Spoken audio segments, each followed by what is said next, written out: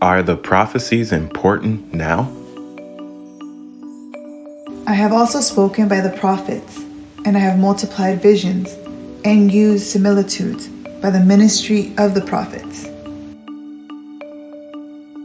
Surely the Lord God will do nothing, but he revealeth his secrets unto his servants the prophets.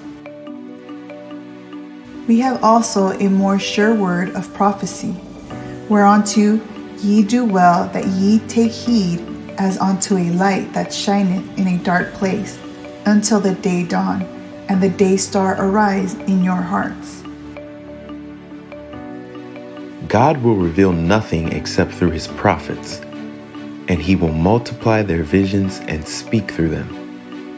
If you believe that God is still important, and what God has to say still matters, then the prophecies are still important now.